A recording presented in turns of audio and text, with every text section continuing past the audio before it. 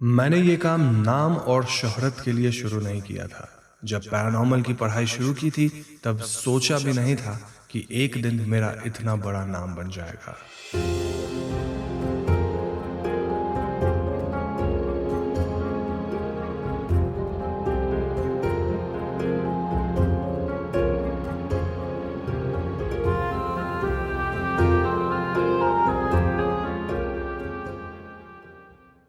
Paranormal investigators यानी कि वो लोग जो किसी भी स्थान या जगह में हो रही असाधारण घटनाओं का पता लगाते हुए उससे जुड़े सबूत एकत्रित करते हैं। अगर आप उनमें से एक हैं जो कि इस तरह के विषय में रुचि रखते हैं तो आई एम प्रीटी श्योर कि आपने गौरव तिवारी का नाम जरूर सुन रखा होगा। उनके बारे में मैंने पहले भी एक वीडियो बना रखा है, लेकिन वो वीडियो बहुत ही ज्यादा पुरानी है। साथ ही आज की वीडियो एकदम अलग है क्योंकि आज हम पैरानॉर्मल इन्वेस्टिगेशन को समझते हुए गौरव सर की कुछ रियल केसेस पे चर्चा करेंगे। So now with that said, let's roll the intro.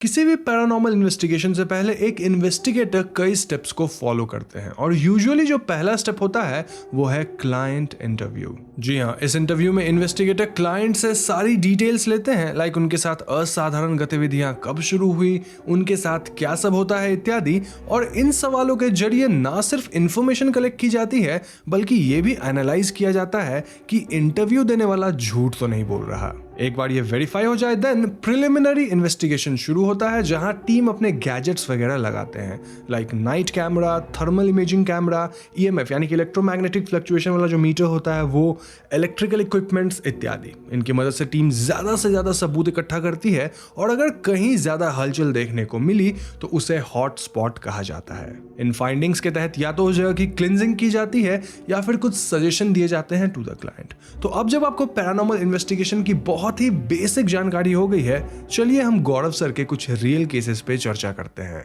लेकिन उससे पहले let me take a guess कि आप भी मेरी तरह हॉरर स्टोरीज और इंसिडेंसेस को लेकर ऑब्सेस्ड हैं। तो ऐसे में मैं आपको कुकू एफएम पे हॉन्टेड हाउस कहानी रिकमेंड करूंगा। यह कहानी गुरु और नेहा की है जो कि एक नए घर में शिफ्ट हुए हैं, लेकिन यहाँ उनके साथ आ जाती है एक अधजली गुड़िया। तो आखिर इस गुड़िया और नए घर का रहस्य क्या है, यही जानेंगे आप कुकू एफएम की इस कहानी में। देखो, कुकू एफएम इंडिया का लीडिंग ऑडियो शो प्लेटफॉर्म है जहां अब 10,000 से भी ज्यादा ऑडियो शोज हैं जिसे आप कहीं भी और कभी भी सुन सकते हैं। ये ऑडियो बुक्स रीजनल लैंग्वेजेस में भी अवेलेबल है क्योंकि कुकू एफएम एक मेड इन इंडिया ऐप है। नाउ एज यूजुअल आप कुकू एफएम को डिस्क्रिप्शन या पिन कमेंट में दी गई लिंक पे क्लिक करके डाउनलोड कर सकते हैं। बस ध्यान रखना कि आप वहां मेरा कोड HAUNTT50 यानी कि हॉन्ट 50 का जरूर इस्तेमाल करना, ताकि ईयरली सब्सक्रिप्शन पे आपको 50% ऑफ मिल सके। यानी कि वो 399 वाला सब्सक्रिप्शन है ना, वो आपको मिल जाएगा सिर्फ और सिर्फ 199 रुपए में। बस ये सब थोड़ा जल्दी करना क्योंकि ऑफर सिर्फ पहले 250 यूजर्स के लिए ही एप्लीकेबल है। तो वेट क्या कर रहे हो, लिंक है डिस्क्रिप्शन और पिन कमेंट में, click on it now, download Kuku FM and happy listening.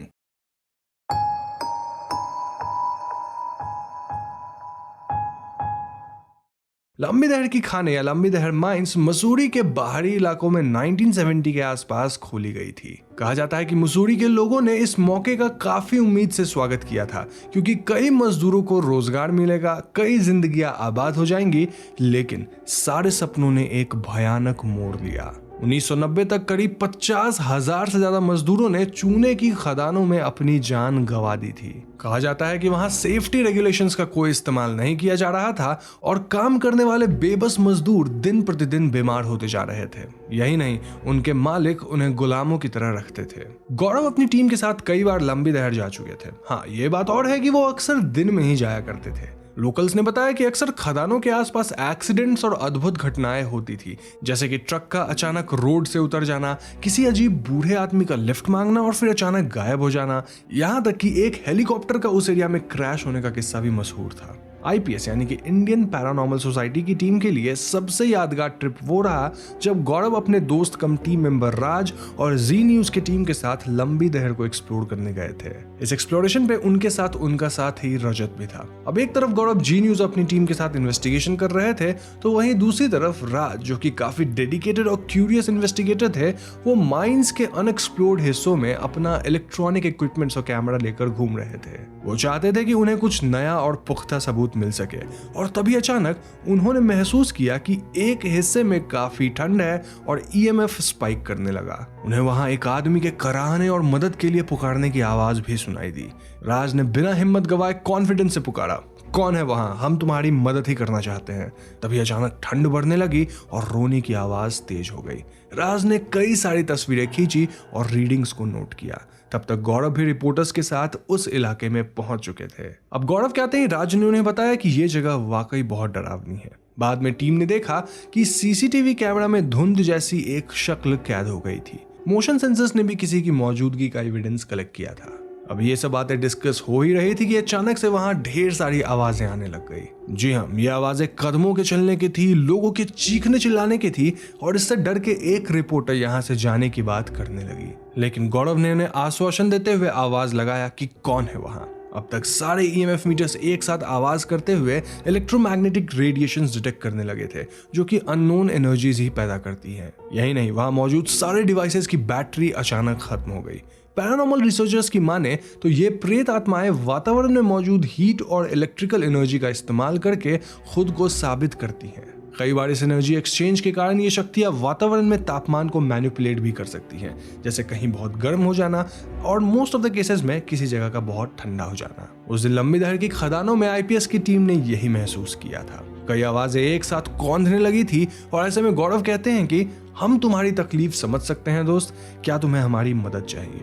ये सुनकर अचानक ही आवाजें शांत हो गई और कुछ देर बाद गौरव ने कहा कि वो जा चुके हैं। इस पॉइंट पे सबको लगता है कि एवरीथिंग वाज नॉर्मल, लेकिन मैं आपको बता दूं कि अभी तक भी अद्भुत गतिविधियों का किस्सा खत्म नहीं हुआ था। टीम को अचानक किसी के तेज कदमों की आवाज आती है और उन्हें अपने सामने रजत दिखता है, जो कि टॉर्च लेकर उनके करीब आया।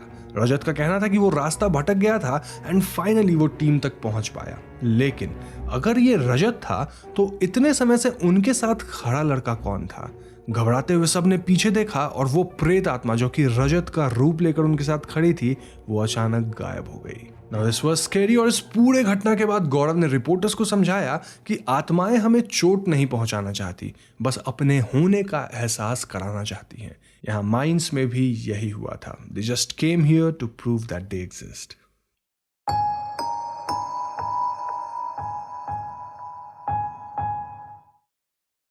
भावेश त्यागी नाम का एक बूढ़ा सिक्योरिटी गार्ड अपनी जवानी के दिनों से ही ईस्ट न्यू दिल्ली के काकरदुमा कोर्ट में काम कर रहा था। अपने शुरुआती दिनों में त्यागी काफी खुश मिजाज और बहादुर आदमी रहा था। उसने अपनी जात से बाहर की लड़की शादी की थी और अपने परिवार वालों से अलग दिल्ली में अपने दम पर अपनी दुनिया बसाई थी।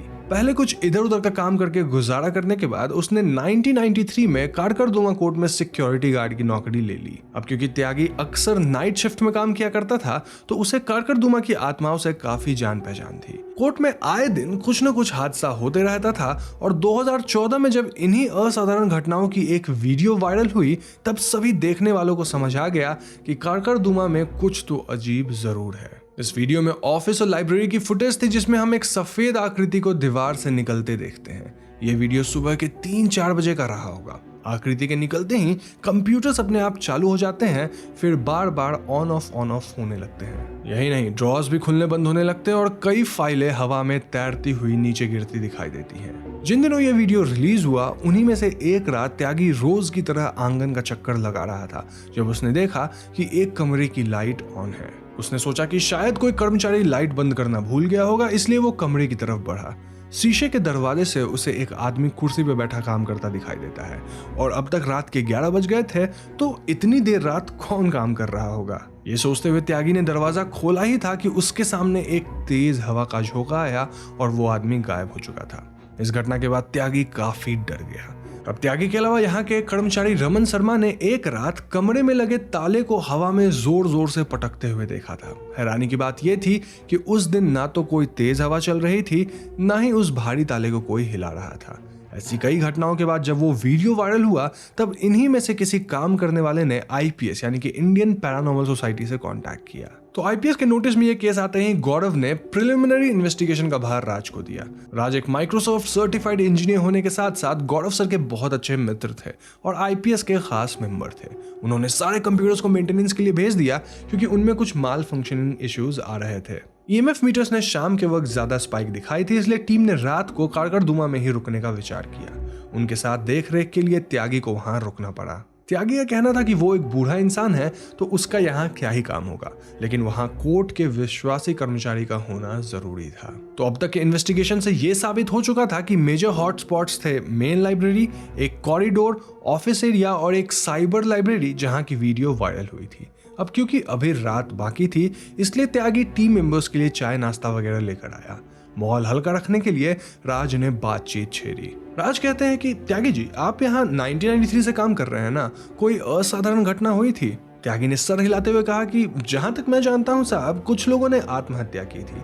पक्का कारण तो नहीं मालूम, पर वो किसी हाई प्रोफाइल केस के वकील थे और कोर्ट में इनका दांव उल्टा पड़ गया और वो बुरी तरह केस हार गए थे, तो शायद वही वजह हो सकती है। एनीवेज, कुछ देर बाद टीम ने इन्वेस्टिगेशन शुरू की और सबसे पहले उन्होंने मेन लाइब्रेरी की जांच की। सारे इक्विपमेंट्स और कैमरा सेट कर दिए गए थे, लेकिन कोई खास हलचल महसूस नहीं हो रही थी। लेकिन फिर ठीक 11 बजे अचानक ईएमएफ में रीडिंग बढ़ने लगी और तभी त्यागी भी वहां उनकी मदद करने आ गया और वो पूछने लगा कि टीम को अब तक कुछ मिला या नहीं, जिसपे गौरव ने जवाब दिया कि अभी तो बस शुरुआत ही हुई है मेरे दोस्त। टीम कॉरिडोर की तरफ बढ़ने लगी और ऐसे में त्यागी उन्हें एक दिन की घटना बताता है। किसी बड़े साहब ने उसे चाय लाने को कहा था और जब वो इस कॉरिडोर से गुजर रहा था तब उसे एक आदमी दिखा जो कुछ घबराया हुआ सा लग रहा था। उस आदमी ने त्यागी से किसी लालवनी साहब के ऑफिस का पता मांगा। त्यागी ने कहा कि यहाँ कोई लालवनी नाम का इंसान काम नहीं करता, जिसके जवाब में वो आदमी कहने लग गया कि क्या बात कर रहे हैं, मेरी मीटिंग है आज लालवानी जी के साथ, क्या वो मुझसे मिलना नहीं चाहते? सच बताइएगा, क्या उन्होंने अपना मन बदल लिया है? इतना कहकर वो आदमी रोने लगा। त्यागी एक भला आदमी था और उसका दिल पसीज गया, इसलिए वो उस इंसान से पूछने लगा कि क्या उसे किसी तरह की तकलीफ है। ये सुनकर वो आदमी कहने लगा कि देखिए ना, लालवानी जी ही मुझे और मेरे परिवार को दिवाला होने से बचा सकते हैं, हम सड़क पे आ जाएंगे, बस एक बार मिलने के लिए मना लीजिए साहब। ये कहकर वो आदमी और चीख चीख कर रोने लगा। इस पॉइंट पे त्यागी ने फिर से दोहराया कि यहाँ कोई लालवानी जी काम करते ही नहीं है, आपने शायद गलत डेट ले लिया होगा। और ये सुनकर वो आदमी कहता है, नहीं बिल्कुल नहीं, ये देखिए मैंने डेट नोट करके रखा है। ये कहकर वो आदमी त्यागी को अपना नोटबुक दिखाता है जिसपे सूखे पुराने इंक में लिखा था 17 दिसंबर 1996। ये देखते ही त्यागी के रोंगटे खड़े हो गए और वो कांपते हुए कहता है कि ये कैसा भद्दा मजाक है, लेकिन अब तक वो आदमी गायब हो चुका था। ये कहानी सुनने के बाद त्यागी ने राज से कहा कि उसके लिए ये बहुत डरावना अनुभव था और वो ये सब देखते देखते थक गया है। तो इसके बाद राज ने ईवीएफ मीटर को ऑन कर दिया, लेकिन वीडियो कैमरा ज्यादा काम नहीं कर रहे थे। शायद एनर्जी एक्सचेंज के कारण उनमें खराबी आ गई थी। काफी देर इंतजार करने के बाद भी जब ज्यादा कुछ हाथ नहीं लगा तब गौरव कहते हैं कि लगता है आज आत्माएं हमसे इंटरेक्ट नहीं करना चाहती, हमें इंतजार करना होगा। अब तक की रिपोर्ट का इत्तला कर लेते हैं, इसके बाद हम फिर कल आएंगे। तो जब टीम ने सारे इक्विपमेंट समेट लिए तब त्यागी कहता है कि आप लोग जब आओगे मिलते रहना साहब। तो सब कुछ रैप अप करने के बाद टीम लौट जाती है और यहाँ मैं आपको बता दूं कि ये केस गौरव के लिए बहुत जरूरी था, इसलिए वो तुरंत ही टीम के साथ देर रात फुटेजेस और ऑडियो को एनालाइज करना शुरू करते हैं।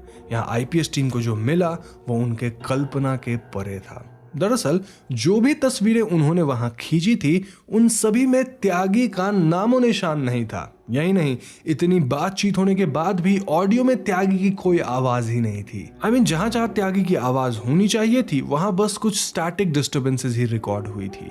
ये सब देखकर गौरव एकदम सन्न हो चुके थे। ऐसे तुरंत ही राज ने वहां के एक और कर्मचारी शर्मा को फोन लगाया और उनसे उन्हें पता चलता है कि त्यागी तो देर शाम को ही कोर्ट में आत्महत्या कर लिया था। जी हाँ, तो फिर देर रात इनके साथ कौन था? मुझे पता है आप क्या सोच रहे हो और आपका थॉट सही है, क्योंकि आईपीएस की टीम के साथ उस रात त्यागी की आत्मा थी। आज तक कोई नहीं जान पाया कि त्यागी ने अचानक ऐसा कदम क्यों उठाया होगा, लेकिन एक बात श्योर है कि उस दिन त्यागी की आत्मा थी और वो भी एक सज्जन आत्मा थी। तो दोस्तों ये थे गौरव सर के 2 फेमस केसेस जिन्हें मैंने आपको बताया है और इन केसेस की जानकारी मुझे घोस्ट हंटर गौरव तिवारी किताब से मिली है। अगर आपको ये वीडियो पसंद आती है तो मैं इसी बुक से और भी केसेस आपके सामने लाऊंगा। साथ ही आप चाहे तो आप इस किताब को खरीद भी सकते हैं, लिंक डिस्क्रिप्शन में नीचे कहीं तो रहेगा। And let me tell you, it's not sponsored. अगर इस वीडियो पे 30 के लाइक्स आते हैं तो मैं इस किताब से और भी इंटरेस्टिंग केसेस को कवर करूंगा। साथ ही वहां दी गई नॉलेज के आधार पे हम गौरव सर की जिंदगी पे भी बातें करेंगे। गौरव सर की जिंदगी जितनी रहस्यमय थी उससे भी ज्यादा राज उनके मौत में छिपी थी। एक रात वो सिद्धार्थ से कहते हैं कि जल्द ही एक केस आने वाला है सिद्धार्थ, खैर छोड़ो, काफी रात हो गई है, तुम भी घर के लिए निकल जाओ, मैं भी चलता हूँ। ये कहकर गौरव वहां से चले गए और अगली सुबह खबर आई कि उन्होंने आत्महत्या करने की कोशिश की है। सब उन्हें अस्पताल लेकर गए, लेकिन वेंटिलेटर पे चढ़ने से ठीक पहले उनकी सांसें बंद हो गई। गौरव सर की मौत को आज 6 साल से भी ज्यादा बीत चुके हैं और उनके चाहने वाले आज भी उनको इज्जत से याद करते हैं। गौरव सर के करीबी दोस्तों का मानना है कि मौत के बाद उन्होंने कई बार उनसे कांटेक्ट भी किया, यहाँ तक कि अपनी मौत से जुड़े राज भी बताए, लेकिन ये राज वो दुनिया के सामने नहीं लाना चाहते। खैर, वजह जो भी हो, गौरव तिवारी सर पैरानॉर्मल दुनिया में एक इंस्पिरेशन की तरह याद किए जाते रहने वाले हैं। उनकी जिंदगी काफी दिलचस्प और रोमांचक रही। आत्माओं की दुनिया से जुड़ने और लोगों को इस दुनिया से रूबरू कराने का उनका काम काबिले तारीफ रहेगा। तो बस आज की वीडियो में इतना ही। वीडियो पसंद आए तो लाइक और शेयर जरूर कीजिएगा, और जाने से पहले मैं आपको फिर से याद दिला दूं कि डिस्क्रिप्शन और कमेंट में दी गई लिंक पे क्लिक करके आप कुकू FM को जरूर डाउनलोड कीजिएगा, और वहां आप मेरा कोड HAUNTT50 यानी कि HAUNT50 का इस्तेमाल करेंगे तो आपको 50% ऑफ मिल जाएगा ऑन ईयरली सब्सक्रिप्शन। चैनल पे नए हैं तो हमें सब्सक्राइब करके बेल आइकॉन को भी जरूर दबा दीजिएगा, क्योंकि हम अपने चैनल पे ऐसे इंटरेस्टिंग वीडियोज लाते रहते हैं। पीस।